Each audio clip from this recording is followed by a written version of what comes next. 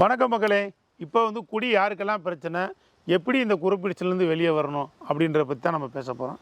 இப்போ பார்த்தீங்க அப்படின்னா குடி யாருக்கெல்லாம் பிரச்சனை அப்படின்னா, கண்டிப்பான முறையில் அளவுக்கு அதிகமாக மது அருந்துறவங்களுக்கு இது பிரச்சனை. அளவுக்கு அதிகமாக மது அருந்துறது அப்படின்னா எப்படி அப்படின்னா, இப்போ பார்த்தீங்க அப்படின்னா ஒரு குவார்ட்டர் தான் சாப்பிட போகிறேன்னா அந்த குவார்ட்டரோடு சாப்பிட்டுட்டா பிரச்சனை இல்லை. குவார்ட்டர்ஸ் தான் சாப்பிட போகிறேன்னு போயிட்டு திரும்ப இன்னொரு கட்டிங் போட்டால் என்ன அப்படின்னு போடுறது, திரும்ப இன்னொரு கட்டிங்கை போட்டால் என்ன அப்படின்னு போடுறது, ஃப்ரெண்ட்ஸ் வந்துட்டாப்புல அவரோட சேர்ந்து ஒரு கட்டிங் சாப்பிட்டா என்ன அப்படின்னு சாப்பிட்றது, இதுதான் பிரச்சனை. இந்த மாதிரி ஒரு கேட்டகரிக்கு வந்துட்டாங்க அப்படின்னா அவங்க ஒரு முழு குடியாரன் ஆகுறாங்கன்னு அர்த்தம். இது போக பார்த்தீங்க அப்படின்னா பகலில் சாப்பிட ஆரம்பிச்சிட்டாலே அவங்க ஒரு குடியார லிஸ்ட்டில் சேர்ந்துக்கிற வேண்டிதான். அதாவது என்றைக்கே ஒரு நாள் ஒரு டூர் போகும்போது ஆடிக்கு ஒருக்கா அம்மாசைக்கு ஒருக்கா என்னத்தையா சாப்பிட்றாங்க அப்படின்னா அது ஒன்றும் பிரச்சனை கிடையாது. அதே கண்டினியூட்டியாக பகலில் வாரம் ஞாயிற்றுக்கிழமை ஆச்சுன்னா இன்றைக்கி லீவு, இன்றைக்கி சாப்பிட்றேன் அப்படின்னு பகலில் சாப்பிட ஆரம்பிச்சிட்டாலே அவங்க அந்த குடியார லிஸ்ட்டுக்கு ஜம்ப் ஆகுறாங்கன்னு தான் அர்த்தம். அதாவது பார்த்திங்க அப்படின்னா ஒரு முழு குடியாரனை நம்ம எப்படி ஐடியா பண்ணுறதுன்னா, ஆரம்ப காலத்தில் கொஞ்சோன்னு ஒரு சந்தோஷத்துக்காக, ஒரு கிளுகிழுப்புக்காக, ஒரு உற்சாகத்துக்காக குடிக்கக்கூடிய பொருளை திரும்ப திரும்ப அடுத்தடுத்து கொஞ்சம் நாளாக நிறைய குடிக்க ஆரம்பிச்சிட்டாங்க அப்படின்னா அவங்க முழு குடியாரனை ஆக போகிறாங்கன்னு தான் அர்த்தம்.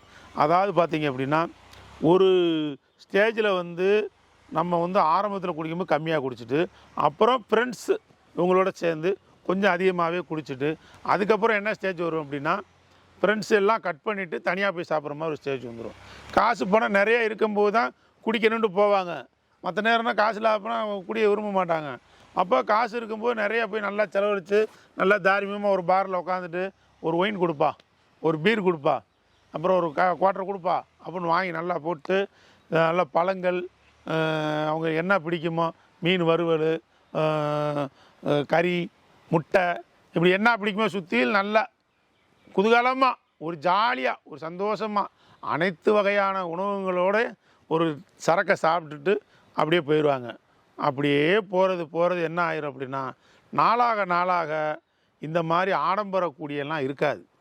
ஒரு காலகட்டத்தில் வெறும் சரக்கை மட்டும் வாங்கிட்டு பவுண்டை வாங்கி ஊற்றி மிக்ஸ் பண்ணி குடித்தவங்க, நல்ல ஒரு பழங்கள்லாம் சுற்றி சைடிஷ் வச்சு சாப்பிட்டவங்க, திடீர்னு பார்த்தீங்க அப்படின்னா ஒரு தண்ணி டிப்பா மட்டும் வாங்கிக்கிட்டு அந்த சரக்கை ஊற்றி சாப்பிட்டு அதோடு முடிச்சுட்டு போகிறவங்க இருக்காங்க.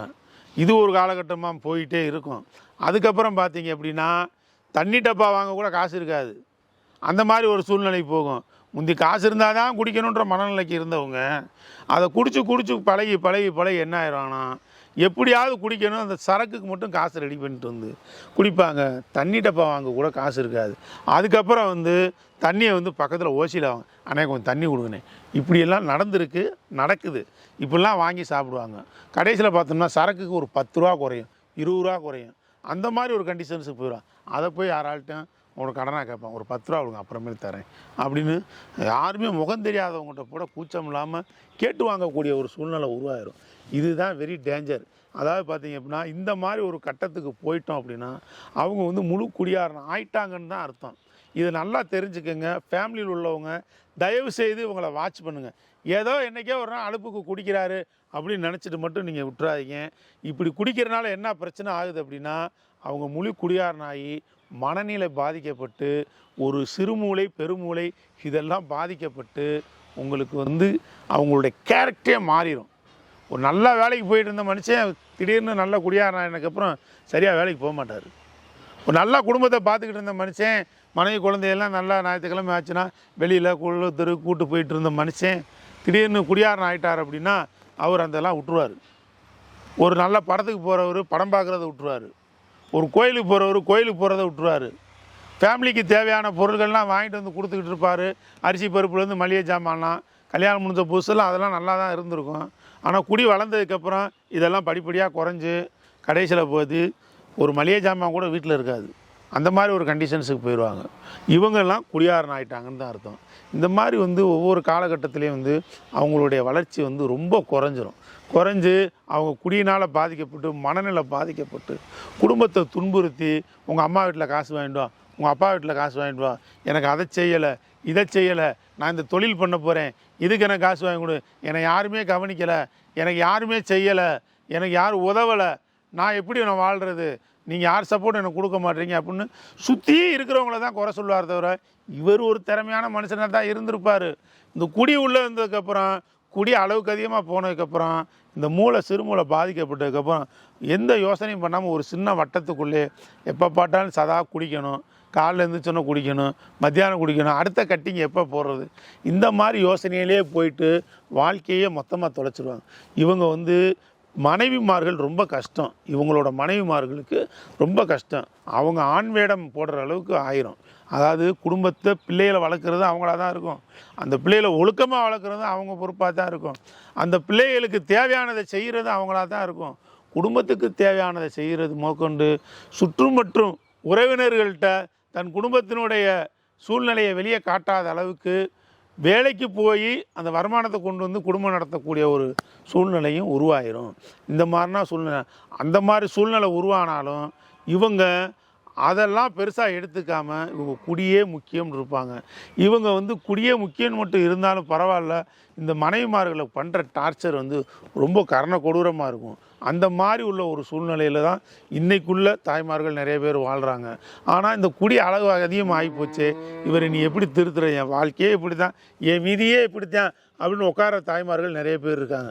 அவங்களுக்கு எல்லாத்துக்கும் நான் சொல்லக்கூடிய விஷயம் என்னென்னா, இந்த குடிப்பழக்கத்திலேருந்து கண்டிப்பான முறையில் அவர் மனிதரை வெளியே கொண்டு வரலாம். அவருக்கு விருப்பம் இருந்தால் நிச்சயமாக 10 பைசா செலவு இல்லாமல் கொண்டு வந்துடலாம்.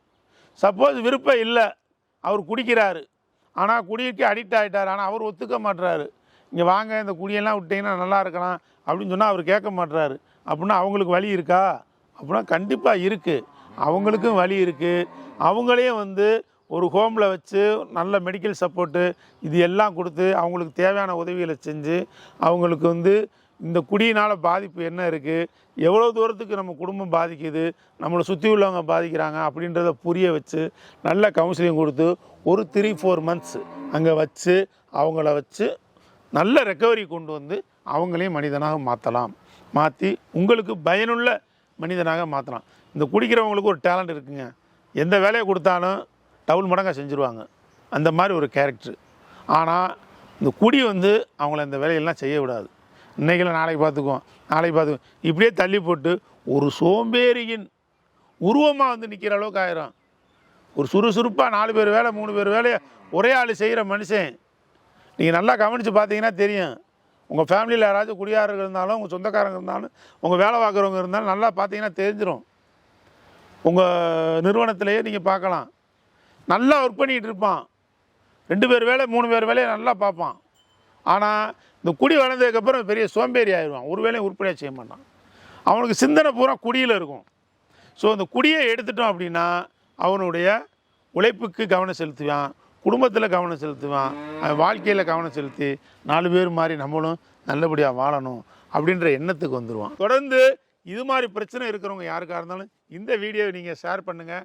அதே மாதிரி பெல் பட்டனை கிளிக் பண்ணிக்கங்க, சப்ஸ்கிரைப் பண்ணி வச்சுக்கோங்க. தேங்க்யூ, பாய்.